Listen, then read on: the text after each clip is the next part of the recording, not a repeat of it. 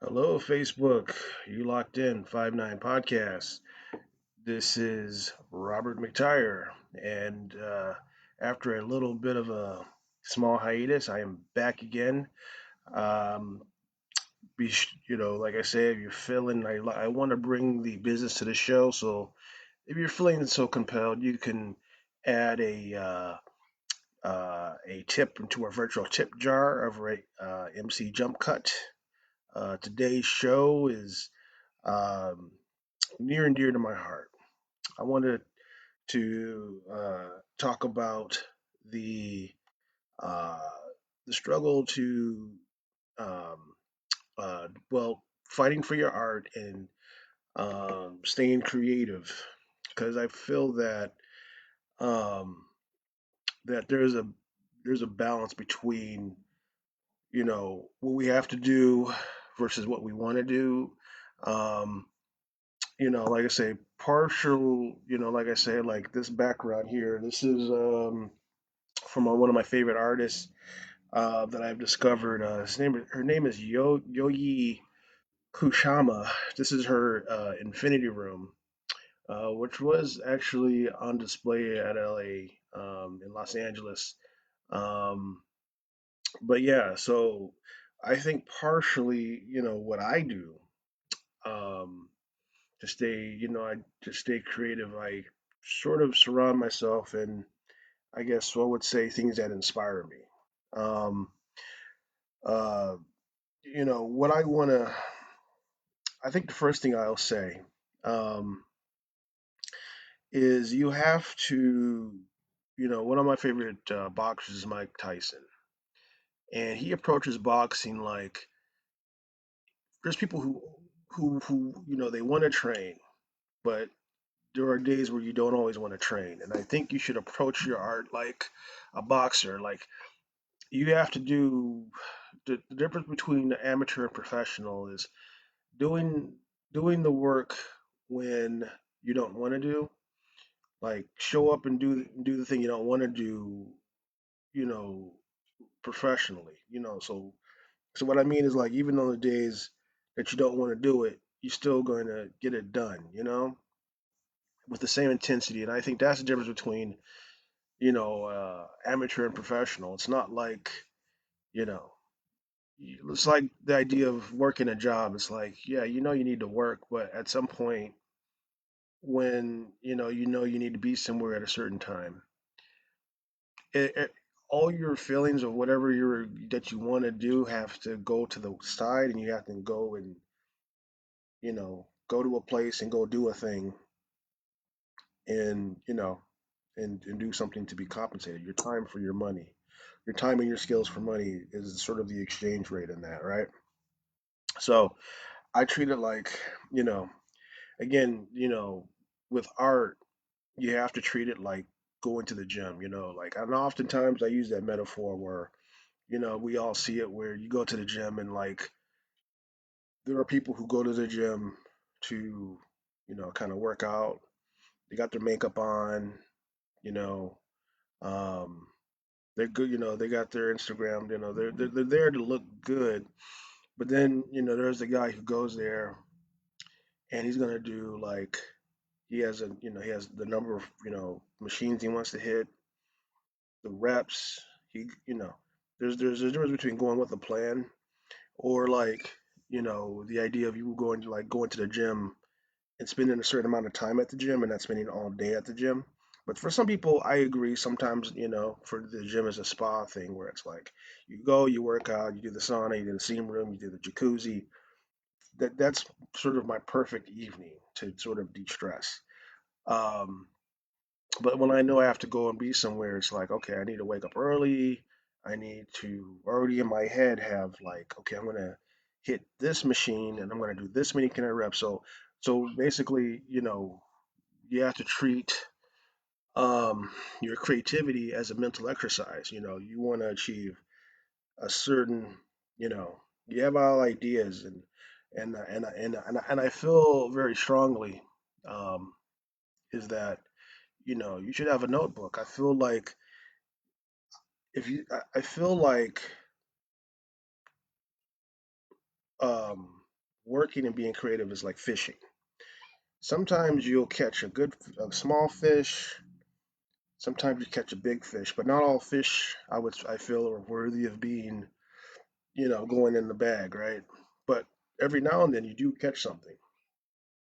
And what I feel is like, um, I have a notebook where every crazy ass idea I've ever had is put into this notebook, which is very useful to me because you go back and you don't, because you never know what, because I would have this thing where it's like sometimes I'll be annoyed where like I have a really good idea, and before I write the idea down, um, I don't know. Let me know if you could relate, um, or like if you're scrolling on Facebook or Instagram and you come across something really cool, and then for some reason when you're on the internet you kind of forget that thing you were just looking at or that thing you wanted to Google, and you have to kind of backtrack a little bit.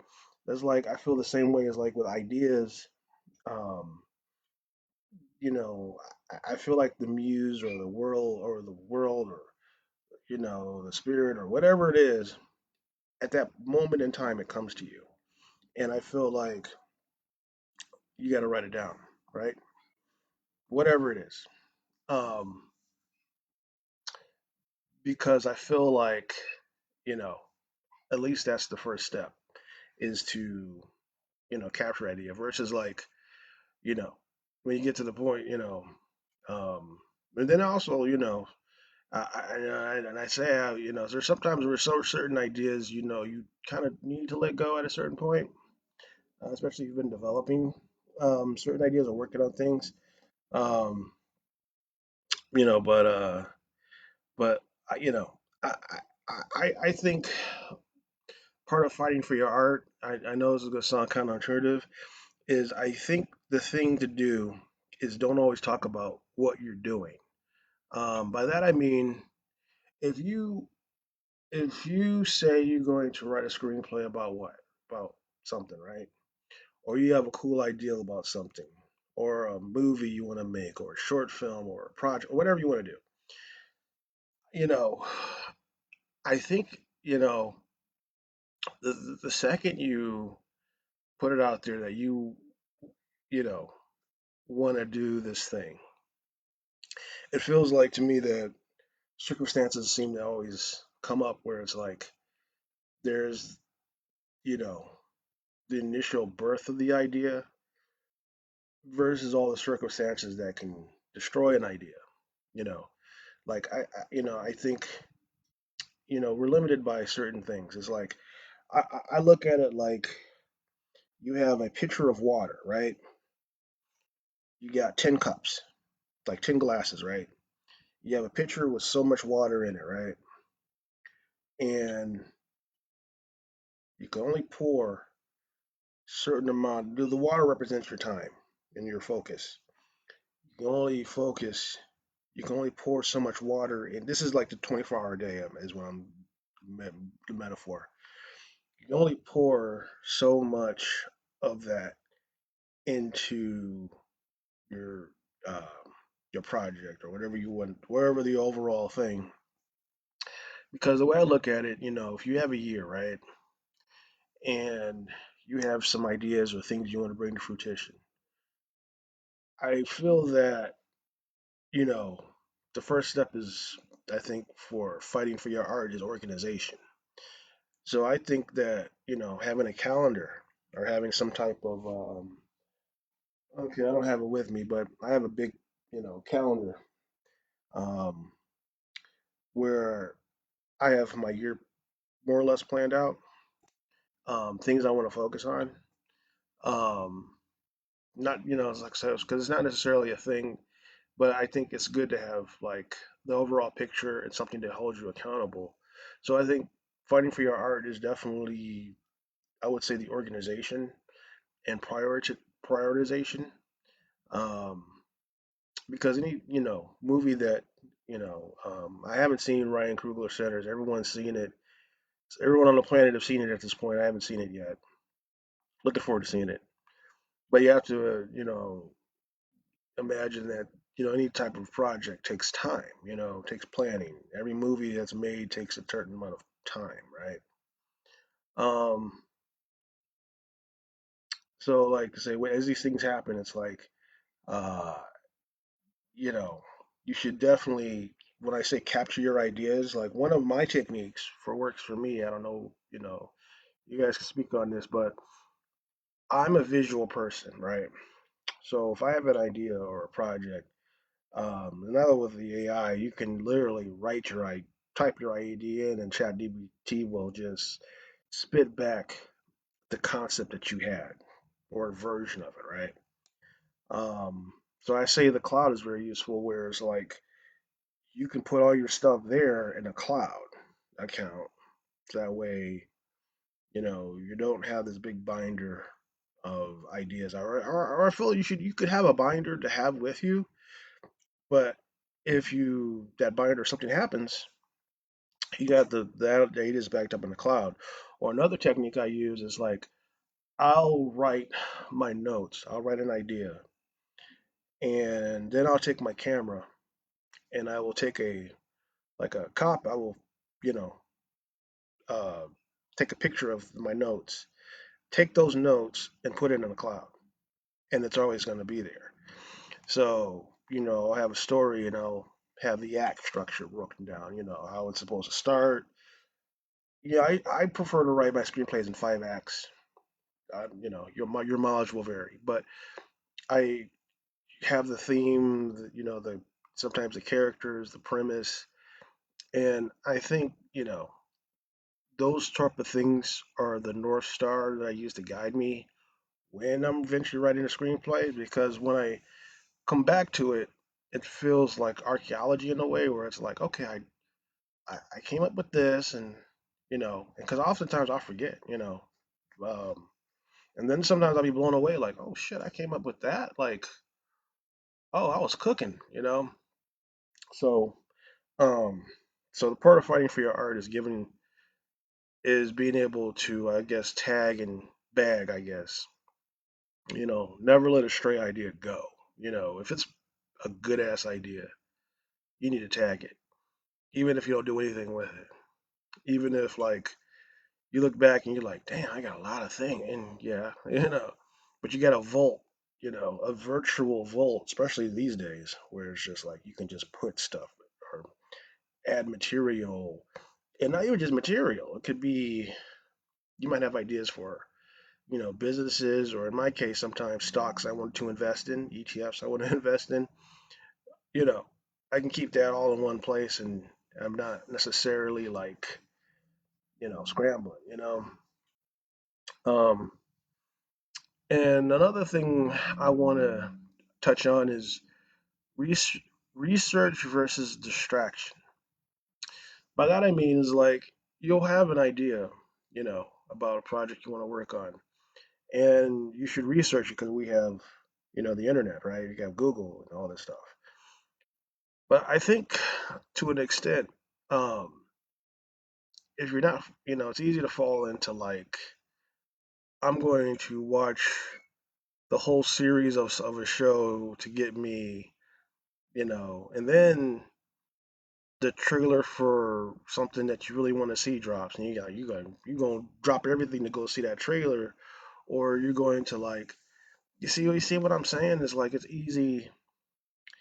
I guess we live in this world of just constant overstimulation where um, the visual can be a distraction. Um, I've kind of gotten back to podcasts, which is more of audio shows, where I think that's for me is good, because like the visuals are so crazy, and not even just the visuals, it's the social media too. You'll be on your phone and you hear that ding, because justifiably that sound could either be something work related, it could be money related, it could be family related.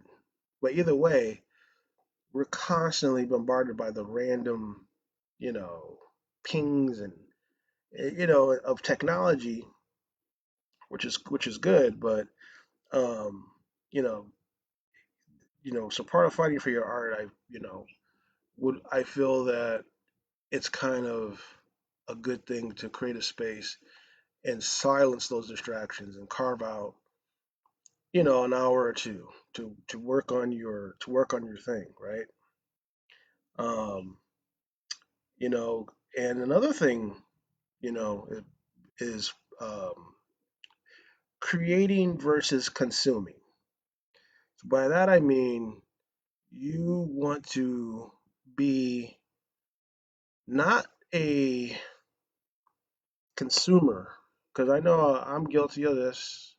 I will go down a TikTok, Instagram rabbit hole because I love comedy and I see a lot of funny shit on those platforms. I fucking that's my, sometimes that can be my guilty pleasure. Some people like reality shows. I go down the rabbit hole of just funny shit that I like to watch on those platforms. It's good. I ain't gonna lie. Um, but you know, but then now you are putting the thing that that's what comes down to focus. Overstimulation because you're putting the thing. Um, so yeah, I would say creating versus consuming. I think you got to pick a lane because if you want to be creative, that means you can't necessarily indulge in you know uh, uh, you know in watching. It's like you like Mike Tyson. You think Mike Tyson is sitting there watching other boxers box, or or you know you can always study tape, or as they do in basketball or whatever, or look at other games or whatever so much where you forget to actually be the guy who puts the jersey on and goes out and plays, right? So creating versus consuming, if you want to be productive, you have to pick a lane. I mean, consuming is cool just as long as it's like you create a space for it. um And another thing that helps me, I would say, in my fight uh, between being for fighting for my art is I think I've liked libraries a lot, quite a bit. Libraries, and not just libraries, but learning in general, I would say.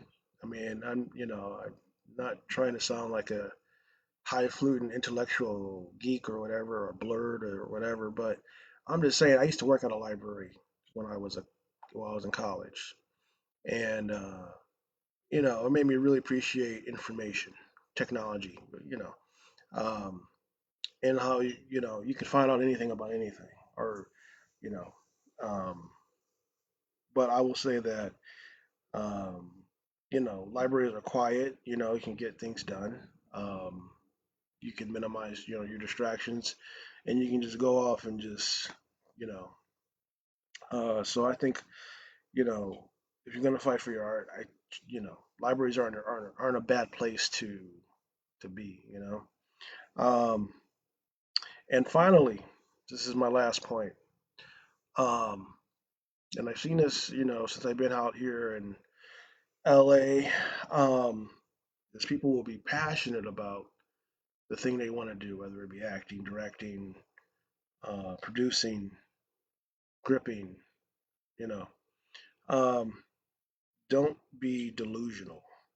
So you can have passion, but if that passion is causing you, to have a mental breakdown, um, creating,